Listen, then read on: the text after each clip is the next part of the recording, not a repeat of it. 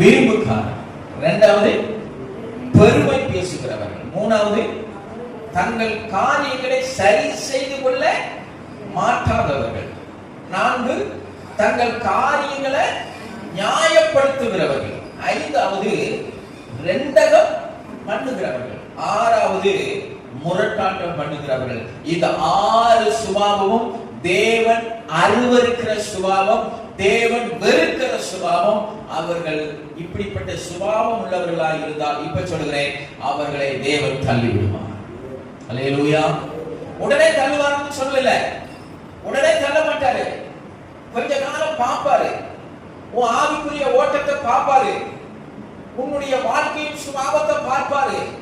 வீம்புக்காரரா, தங்கள் தவறுகளை உணராதவர்களா, பெருமை பேசுகிறவர்களா, தங்கள் வாழ்க்கையை சரி செய்து கொள்ளாதவர்களா, தங்களை எப்பொழுதும் நியாயப்படுத்துகிறவர்களா, ரெண்டகம் பண்ணுகிறவர்களாக, இன்னும் சொல்ல போனா முரட்டாட்டம் பண்ணுகிற சுபாவம் உள்ளவர்களா இருந்தால் நான் சொல்கிறேன், கிறிஸ்தவர்களுக்குள்ள இப்படிப்பட்ட 6 சுபாவம் இருக்கவே கூடாது. இந்த சுபாவம் இருந்தால் இதை நாம் மாற்றிக்கொள்ள வேண்டும். அல்லேலூயா.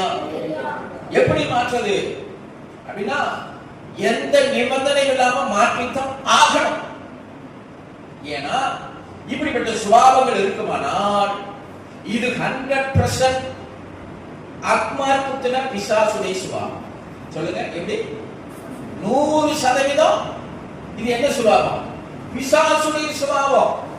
இப்படிப்பட்ட சுபாவம் உடைய பிள்ளைகள் தேவ ஆலயத்திலும் சரி, தேவ சமூகத்திலும் சரி நிலை நிற்க முடியாது. அவர்களை தேவன் ஒரு குறிப்பிட்ட காலம் வரைக்கும் பார்ப்பார்.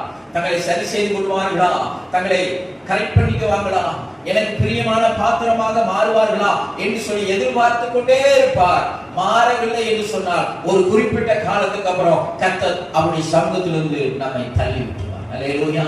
இப்படிப்பட்ட சுபாவத்தை சரி செய்து கொள்ளாதவர்களை தேவன் ஒரு நாளும் திரும்ப நிலைநிறுத்த மாட்டார், நிலைநிறுத்த மாட்டார். அல்லேலூயா. ஒருவேளை தேவ கரத்தில் இருக்கிற, அதையும் சொல்லிடுறேன், தேவ கரத்துக்கு ஒருவேளை அதுக்கப்புறம் மனம் மாறினா, ஒருவேளை திரும்பி அவர் நிலை நிறுத்துவாரா, நிலை நிறுத்த மாட்டாரான்னு எனக்கு தெரியாது. நிறுத்தின சம்பவமும் எனக்கு இருக்குது, நிறுத்தாத சம்பவமும் வேதத்தில் இருக்குது. இதே சிம்சோனை கடைசியா ஆண்டவருடைய சமூகத்தில் அழுது அவன் ஜெபித்தார். ஆண்டவரே, கடைசியா ஒரு விஷயம் மனம் இறங்கும் என்று சொன்ன பொழுது கர்த்தர் தம்முடைய ஆவியினாலே அவனை நிரப்பினார். அல்லேலூயா. இதே நீங்க சவுலை குறித்து நீங்க வாசிக்கும் பொழுது கர்த்தர் அவனை புறத்தள்ளிட்டாரு. அதுக்கப்புறம் அவன் தேவனை தேடி பார்த்தான். கர்த்தர் அவனுக்கு பதில் கொடுக்கவே, சத்தமா சொல்ற, பதில் கொடுக்கவே